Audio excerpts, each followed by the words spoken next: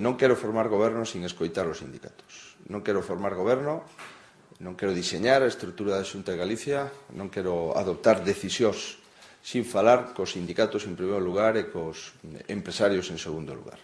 No momento no que a economía é a clave do próximo goberno, é un momento onde a economía é a garantía do estado de benestar, creo prudente non tomar ninguna decisión da estrutura organizativa da Xunta de Galicia, da estrutura de consellerías, na mentras non escoite de primeira man o que me queiran trasladar as organizacións sindicais e o que me queiran trasladar as organizacións empresariais. Así o dixen xa os tres secretarios xerais do sindicato, o Sindicato Comisiones Obreiras e o UGT e a Central Nacionalista CIGA, e eu espero na próxima semana ter xa esa reunión que hoxe concretaremos o día e a data que nos conveña aos catro. E posteriormente, o día seguinte, teremos unha reunión coa Confederación de Empresarios, escoitando cal é a súa valoración da situación económica e, sobre todo, a situación laboral por sectores productivos que ten Galicia, será moi útil para decidir posteriormente a estrutura organizativa en consellerías da Xunta de Galicia.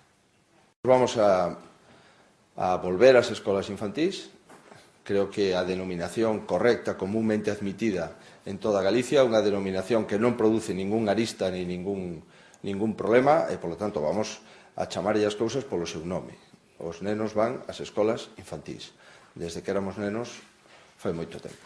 E nesas escolas infantís, pois se dará, como comprometimos, a aprendizaxe da linguaxe de acordo coa decisión dos pais. Se os pais queren que as primeiras letras, o primeiro idioma para ler e escribir sexa o galego, se respetará, e se pola contra prefiren que se aprenda a ler os seus fillos en castelán, se respetará. Iso é o que vamos a facer, e ese era o compromiso que acaba de ser sometido ás urnas, e ese é o compromiso que acaba de ser ratificado maioritariamente polo pobo de Galicia. Durante a campaña,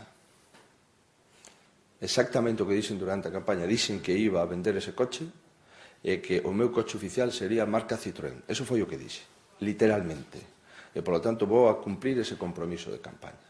E ese é un compromiso que ten a ratificación das urnas, e creo que cando un compromiso ten a ratificación coas urnas, xa non é un compromiso, é unha obriga. Vou a vender ese coche, intentarei transmitir o coche a través da marca Audi, que é a marca que suministrou o coche, porque a Xunta de Galicia o mercou, evidentemente, e por aí a disposición ese coche de calquer persona interesada en calquer lugar de Europa ou fora de Europa que lle pode interesar comprar un coche con esas características. Vou, polo tanto, a vender ese coche.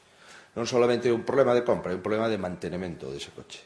E creo que Galicia non está para manter coches de €500.000. E utilizarei un vehículo de marca Citroën, que foi o compromiso textual que fixen na campaña electoral. Permítanme que intente cumprir o que me comprometín na campaña electoral, e creo que vou intentar facer, intentar cumplir as cousas que me comprometín na campaña electoral. Ese asunto durante a campaña electoral, o Consorcio Galego de Benestar me parece que é un modelo de xestión pouco eficiente. Me parece que é un modelo moi caro. Me parece que se gasta máis en burocracia que en prestación de servicios aos maiores. Por lo tanto, a conselleiro ou conselleiro responsable do Consorcio seguro que me fará un análisis de utilización eficiente dos recursos públicos e poderemos chegar a unha conclusión. E en relación coa empresa das caixas, pois teño que vela porque neste momento non teño información vía parlamentaria, que era a única posibilidad que tiñamos para xuzgar o que había que facer, non teño información axeitada para poder pronunciarme. E o que sí lle podo asegurar é que en materia de servicios sociais contarei moitísimo cos concellos. Os concellos teñen competencias propias en materia de servicios sociais e eu non pretendo dirixir, nin monopolizar, nin centralizar as competencias que están descentralizadas nas corporacións locais.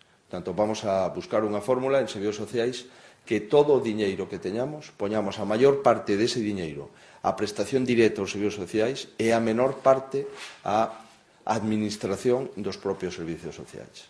Se trata de dar moitos servicios sociais e dedicar a maior parte do presuposto aos maiores e a menor parte do presuposto á administración. Por eso vamos a replantear, como digo, a organización do consorcio sin neste momento poder prexulgar cal é a fórmula administrativa que vamos a cometer, pero sí o horizonte. E o horizonte do diñeiro dos servizos sociais, a maior parte os maiores e a menor parte a administración.